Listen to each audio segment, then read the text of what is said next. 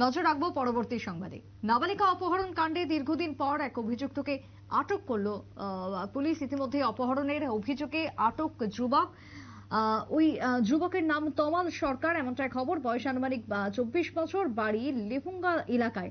লেফুঙ্গা থানা এলাকায় বাড়ি। যাত্রাপুর থানার অন্তর্গত নিদয়া পঞ্চায়েত এলাকা থেকে 14 বছরের নাবালিকাকে অপহরণ করা হয় এবং তারপরে ধর্ষণ। ঘটনাটি ঘটেছিল গত 2023 সালে। 2023 সালে এই ঘটনায় অভিযুক্ত ইতিমধ্যেই এক গ্রেপ্তার। এই অভিযোগে পুলিশ ইতিমধ্যে তদন্ত জারি রাখে এবং তারপরই অভিযুক্তকে গ্রেপ্তার করা হয়। বিগত প্রায় 6 মাস ধরে পুলিশ রাজ্যের বিভিন্ন জায়গাতে বিভিন্ন প্রান্ত থেকে বহিরাজ্যে পুলিশি মারফত সন্ধান চালায় অভিযুক্তদের।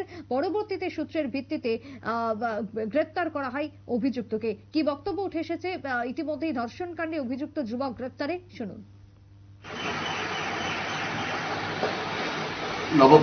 নভেম্বর মাসের 4 তারিখ 2023-এ নিদয়া এলাকা থেকে একটা 14 বছরের নাবালিকা অপহরণ করে নিয়ে যায়।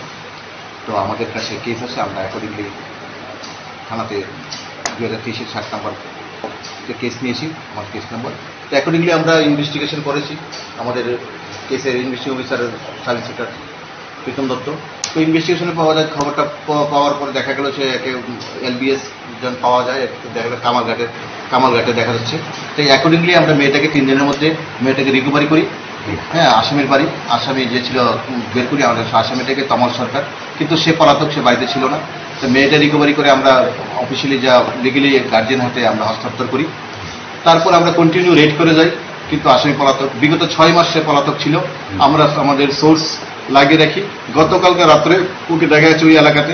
আমরা সেই আমার যে সিভিল আমরা ওকে কর্ডন করি, রাত্রে গভীর রাত্রে সে বাড়িতে ঢুকে।